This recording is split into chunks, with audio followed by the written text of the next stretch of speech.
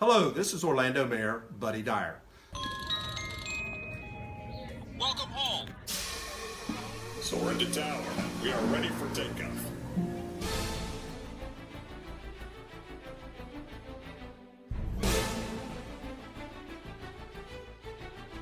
Por favor, manténganse alejado de las puertas.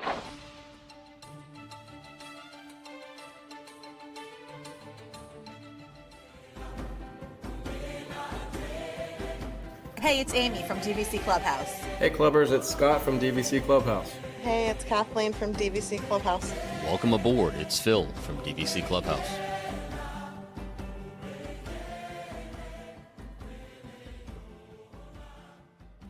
Hey everyone, and welcome back to another episode of the Debrief podcast brought to you by DVC Clubhouse. I just kind of fumbled over my words a little bit, but whatever. You had it. This is Amy. It's Amy, and I'm joined as always by Phil, Scott, and Kathleen. How's it going, guys? Hey, guys. Hi guys. Welcome aboard, guys. It is hot as fairy horn up here. That's why you're wearing your sunglasses. Whole different reason. Yeah, it's super hot here too. New Jersey is up in the hundreds, super humid. It's not fun. So you mean out of the four of us, we're sitting in the coolest place out of all of us? You are. I think my wife actually texted Kathleen that earlier. It showed 107 degrees in my Jeep earlier with a dew point of 80. I'm alternating between shirts today, just two of them on constant rotation. It's gross. I believe it feels like 100 here right now. It says it feels like 100 degrees right now. Nice and cool here in Florida. Oh, this June here has been terrible because it rained for the majority of the month, and now it's hot as the surface of the sun. Is there a break coming? Yeah, in a couple days, it's going to go back down to like 78 and 80, but it's going to rain then for like four consecutive days. So we're going to be back to the rain. So we can I'd kind take of the rain over this. This is just awful. It is pretty bad, and it's like getting into the car is like torture. I mean, I'm sure if you had like a pool in your backyard or something, it might make it a little bit more tolerable, but when you don't I think have they've anything. actually all boiled off today. There's no water left in them. So anyway, Anywho, enough complaining about the weather.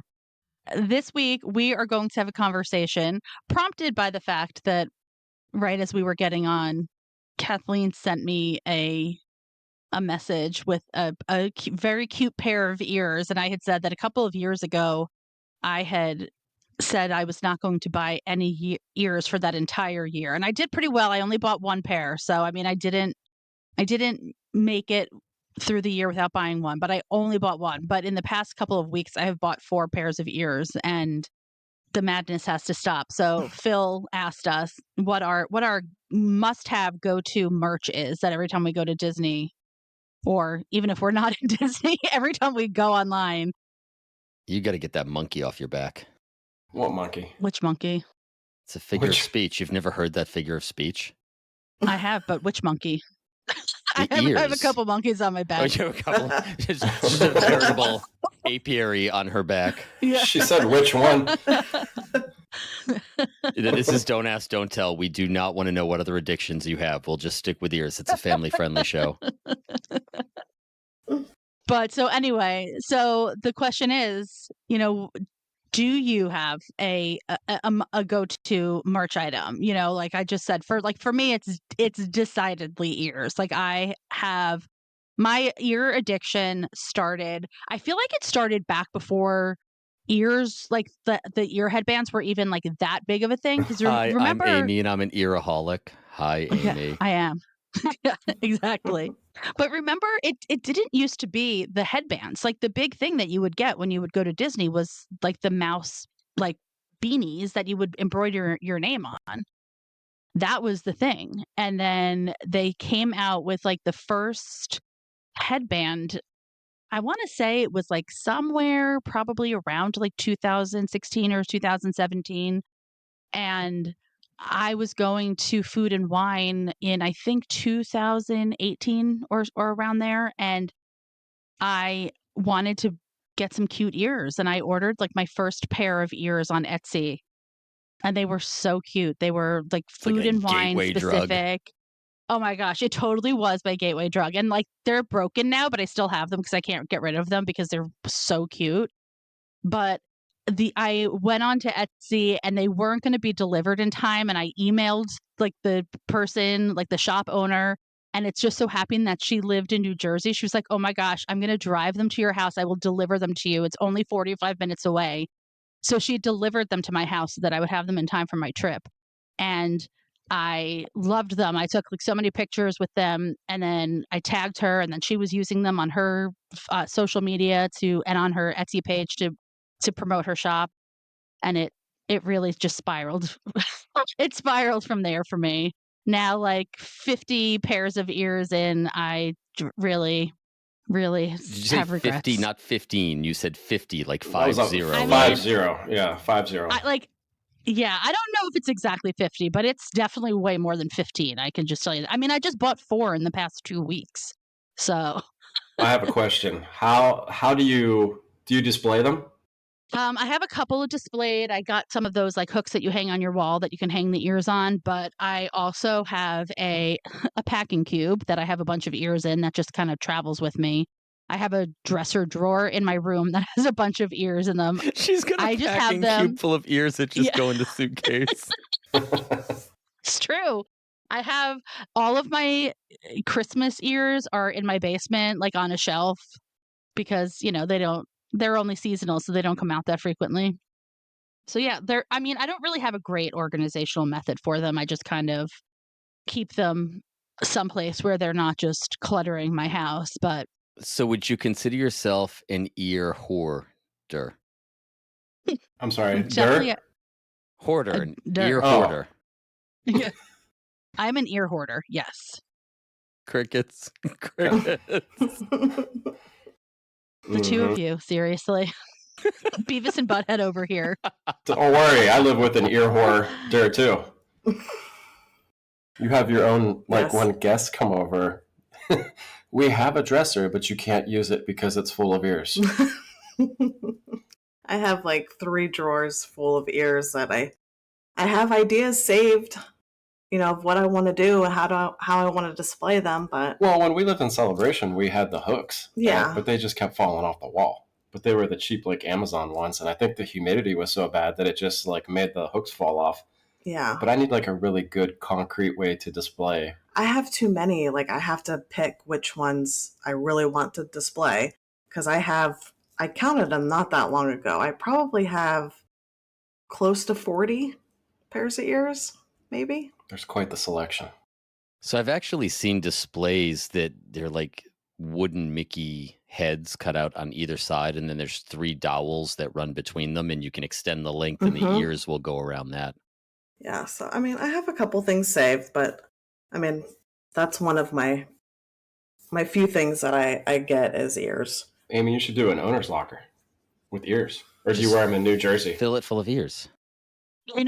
Somebody suggested that to me, but the issue is that I go to other Disney destinations, like on a cruise or to Disneyland, and I want to be able to have access to all of my ears when I'm traveling. So I don't want them to be in an owner's locker in Orlando if I'm going to be traveling on a cruise or to Disneyland. I want to be able to use them. That's Yeah. Do you true. get jittery when your ears aren't within reach and you can't like go and see them and count them? And Well, because then I'll just buy another pair. If I don't that have the doesn't perfect seem to have pair, stopped you by having them, though. but then that defeats the purpose of the owner's locker. The owner's locker should theoretically like help me become more efficient.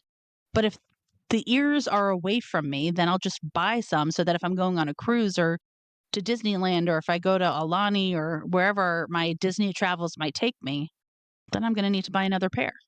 Sounds I like mean, separation I'm anxiety. going- It does, but let's be honest here. It's not like having them in your home has stopped you from buying more ears. It's like, well, if they're in the owner's locker, I'm going to have to buy more. You're doing that anyway. Well, it's true because, for instance, Geo 82 just opened, so I had to buy a specific pair of ears that I'm going to wear the first Had time I to. go at the end of July. So I have my Geo 82 ears that I am going to be wearing. And then those cute like Americana ears that I kept being served an ad for. I was like, oh, these would be perfect for World of Marvel when I'm on the Disney Treasure. So I had to get those. And then Bauble Bar had the audacity to have a buy one, get one free sale. So how could I pass up a free pair of ears? So I just bought 2 pairs of Bauble Bar ears because one of them was free. So, this is how these things happen. Where did you get the Geo 82 ears? Etsy? No, it was some independent shop, but I got served an ad. I mean, the algorithm is very effective for marketers. They know what I like. They probably knew that I was going to Geo 82. They probably heard us talking about it on the podcast. My phone picked it up and they were like, we're going to send this woman an ad for these completely bedazzled rhinestone Spaceship Earth ears. I didn't get that one. I don't get that one. I don't think the algorithm works for me. Nope, I have a different algorithm totally. Yeah, I just get... Sorry. And I'll be marking that at 11 minutes. Well... All right, Well, Kathleen, you said that's one of yours. What are your others? Yes. Because you kind of underplayed it. Like, you're like, well, that's one of mine, but it's just a few. I've gotten a lot better with buying ears. Every now and then, I'm like, yeah, those are cute, but I don't have to have them. We've moved on. I think my biggest one is probably like tumblers, like the corksicles, the tumblers. Like I don't know. I just have an issue with them. I watched you push Scott aside and kick 2 small children to get an It's a Small World corksicle at Port Orleans. I witnessed this with my own eyes. So I just found one. Someone, I think, I don't know where I saw it. It came up on my Facebook somewhere that there's a new one out. Algorithm. So I have to go get it. It's at Magic Kingdom. I don't know. It's just something with tumblers. That and bags, whether it's a Loungefly or another type of purse. I'm gotta have it. Yeah, but in your defense, you have been known to sell some of them off because Emily has been the beneficiary of you having to get through your quantity of bags, your overload, and sell them off at discounts. So next time you run one of those yard sales, you need to give us early access. The newest thing isn't... Well, you said it's not the Loungeflies anymore. It's the fanny sacks or fanny packs or whatever you call them. Well, either one, whether it's a Loungefly or... Those I don't are know like what they're called. those are everywhere in the parks now. Mhm. Those little fanny pack. Fanny things. packs are back, baby. I love it. Yeah, I like them. I don't have Emily's any, the but- same but way. these fanny Emily has packs a now, people are huge- wearing them. Sorry, Mhm. I was going to say people are using the fanny packs now as crossbodies, not even Yeah. as like waist bags. That's how I use them. So I've actually gotten a few of those recently. And then sometimes I guilt Scott into telling him that he needs one because I actually want it. Oh, you admit that openly? Yeah, the black one. Oh yeah, oh believe me, I know which one you're talking about. Yeah, but based on transference, I saw Scott wearing it, and I've said for years that I wish Loungeflies were better for guys because they're the perfect size, and I saw Scott with that black one on and immediately went and bought one for myself. It's sitting 10 feet from me right now. It is the best bag that I've seen in that park. I love that bag, but I think I have worn it. Phil, that one time you saw me wear it might have been the only time I actually got to wear it. It's not my fault that you just choose not to wear it. If you're not going to wear it, I will. Okay. Which But, was the yeah. original intent anyway. Mhm. But that is my main thing, those 3 things. Everything else is, it's fine. Emily shares your bag addiction. She loves her Loungeflies. Like, that is her challenge when we go on vacation. She has to sort through all of her Loungeflies, which, by the way, she is also trying to get me to figure out how to display and hang on the wall.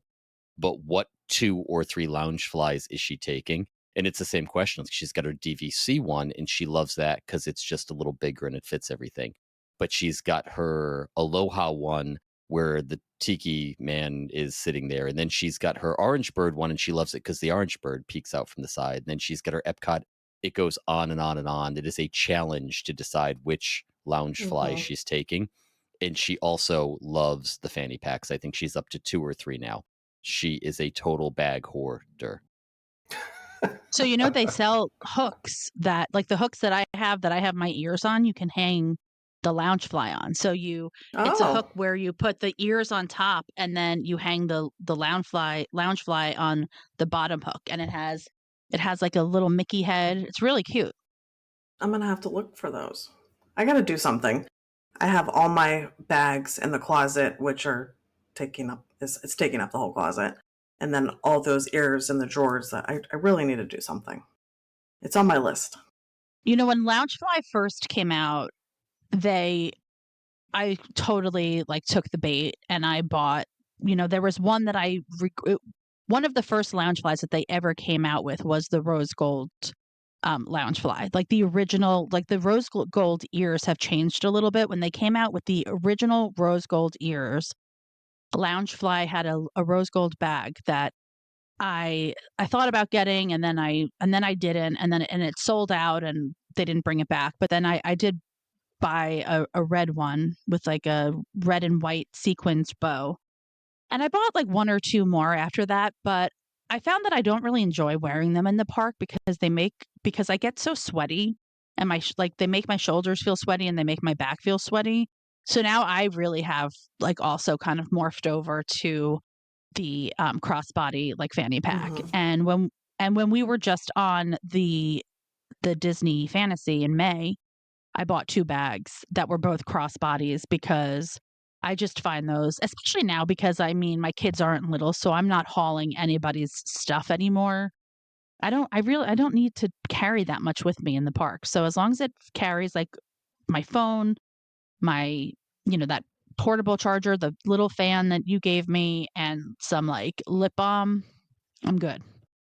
Yep. Yeah, that's what we find is during the day, the fanny pack is perfect. But if we're going at the time of year when you're going to want like a light sweater or something at night, that's kind of when the Loungefly comes into its own because now you can stuff a couple of those in there and be in much better shape. But during the day when it's hot out, look, all I need is a little tiny bit of sunblock. I need enough for my phone. I need, my little wallet that snaps on the back of that, and we're good. Maybe a GoPro if I'm going to record something. But the fanny packs are just perfect if you get the right size.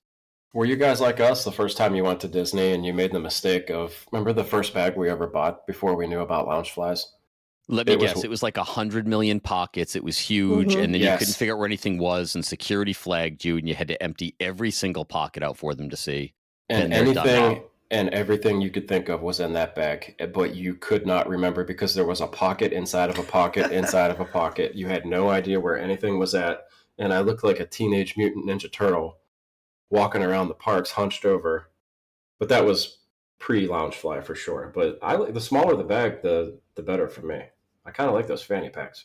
The problem we had, especially when we first started going early with the big bag, was we had, first Luke was still in diapers, and then he was finally out, and Mackenzie was in diapers. So when you're taking them as babies and toddlers, you had diapers, you had diaper wipes, you had changes of clothes, you had onesies, you had sunblock, you had fans, you had all the baby support equipment that had to come into the park with you. And it was all loaded on the back of this enormous double wide stroller.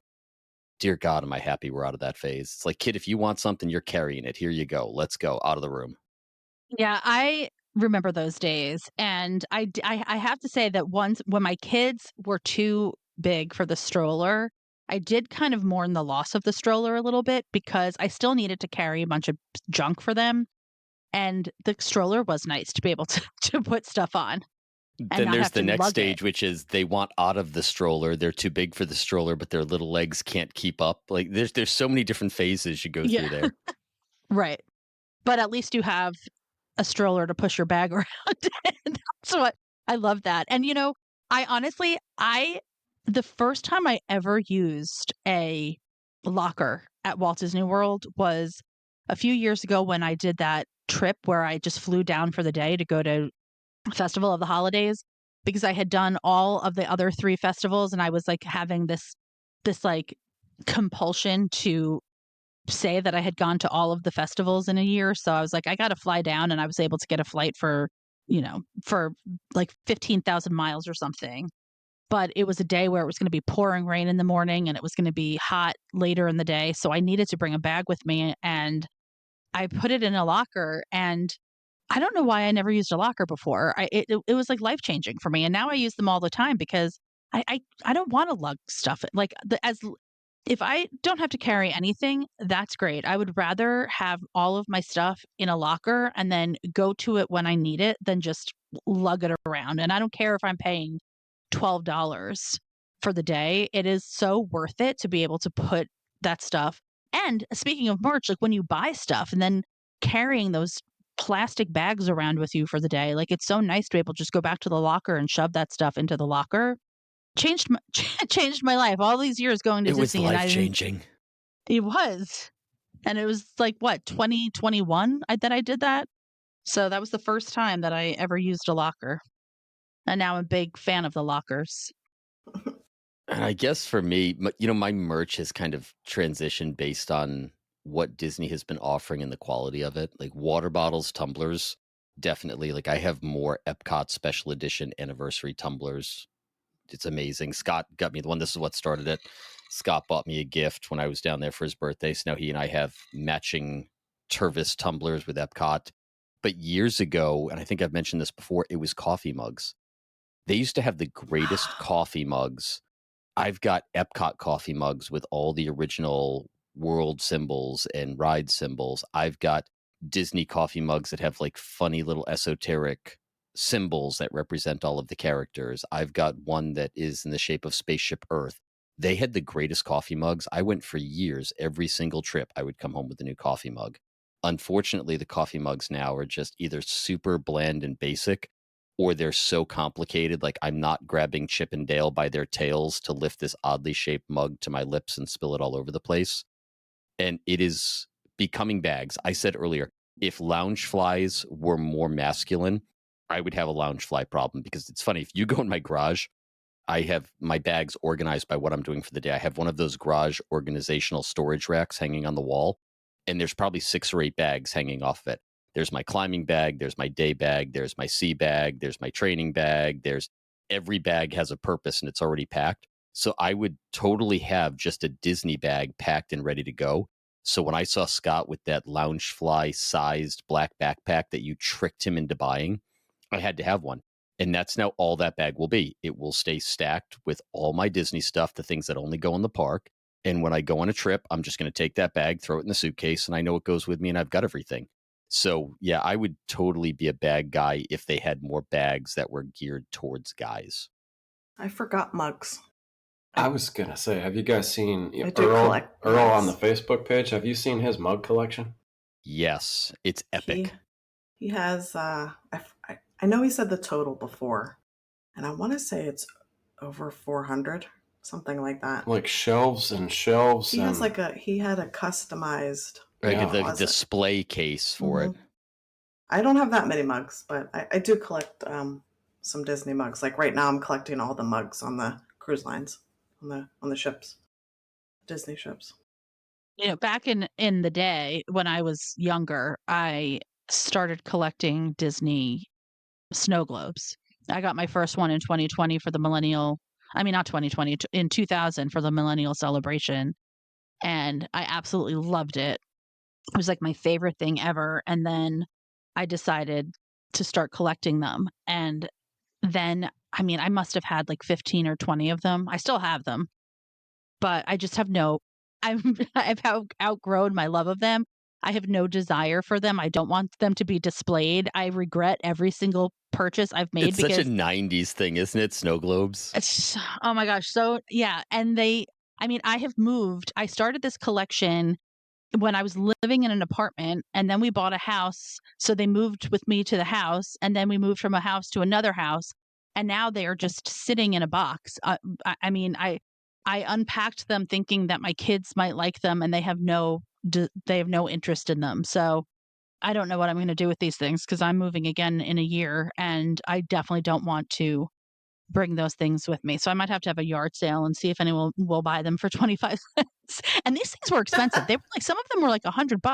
I would check eBay before I did that. Some of those could actually go for some serious money on eBay. More than 25 cents anyway. I just feel like I would pay somebody just to come to my house and take them all away. But I will check on eBay. I've thought about, when we did that a couple years ago on the Facebook page, DVC Clubhouse, we did a kind of like a virtual yard sale. I think that's Kathleen. I think that's how Emily bought ended your up with her bag, which she carried the other night, by the way. And I thought about posting my snow globes, but at that point, like, life was kind of crazy, and I felt like just figuring out how I was gonna ship that was more than my brain was able to it was like I couldn't add that to my mental load at the time, so I just said, "Forget it.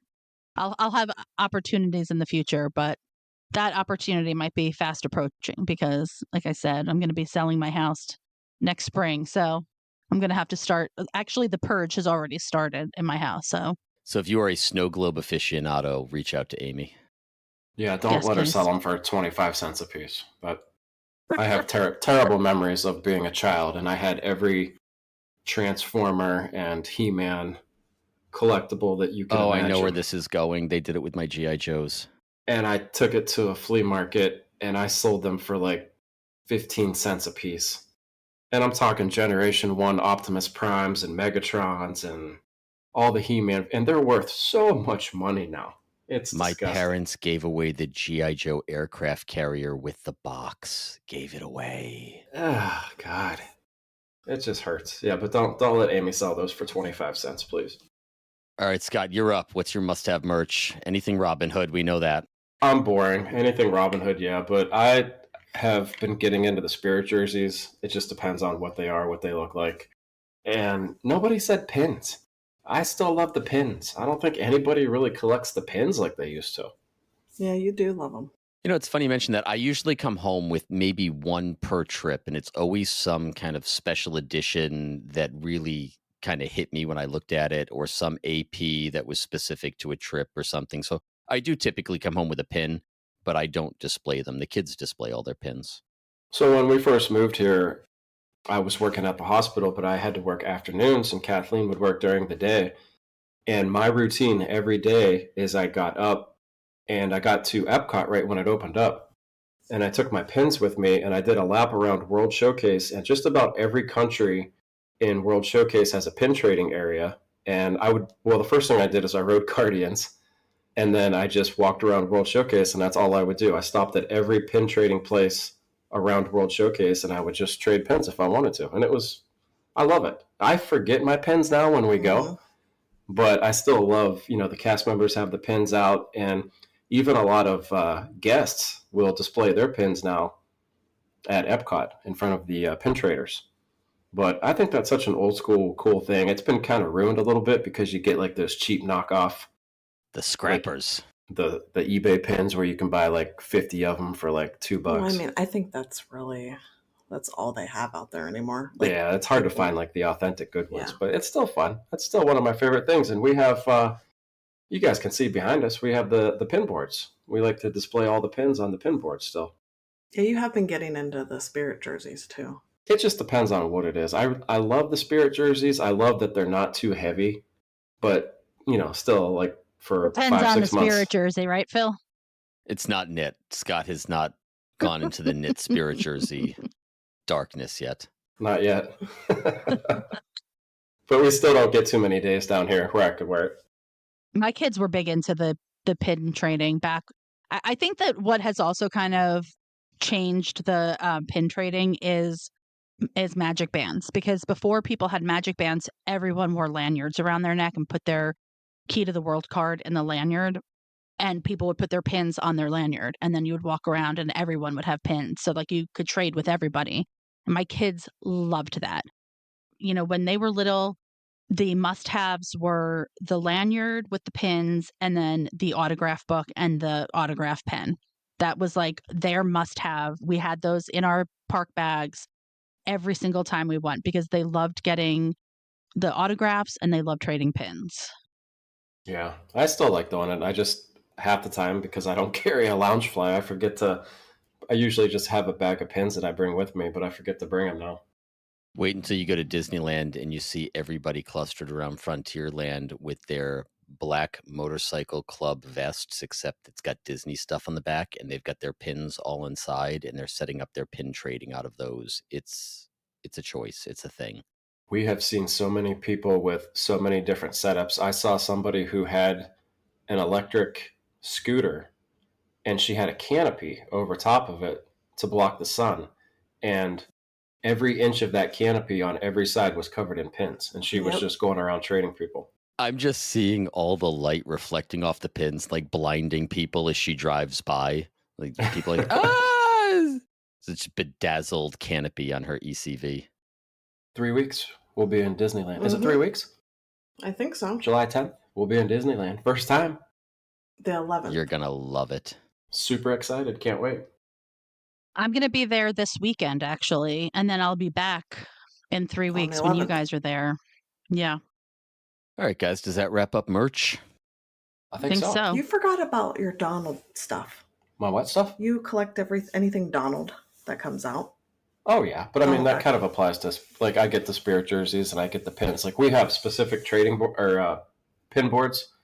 Like, one is just Donald and one is just Daisy. So I separate them out like that because I'm kind of crazy. But I do, like, anything Donald, anything Robin Hood. If I see it, boom, I snatch it up real quick. You're a man of many tastes. Thank you. All right, we good? Yeah. We're good. All right, guys. Well, as always, thanks for listening. If you could head on over to Apple Podcast, give us a like, a 5-star review, help drive the listenership of the podcast, that would be great. Amy? And as I mentioned earlier, we have a Facebook group, so head over there and join us at DVC Clubhouse. You can also find us on Instagram, TikTok, and YouTube. And until next time, we'll DVC you real soon. Bye, guys. Bye, guys. See you guys. And so our journey comes to an end. Oh, no, please, can't we go back to page 1 and do it all over again? Started this thing together, and that's how we'll finish it. Because that, my friends, is where the magic lives.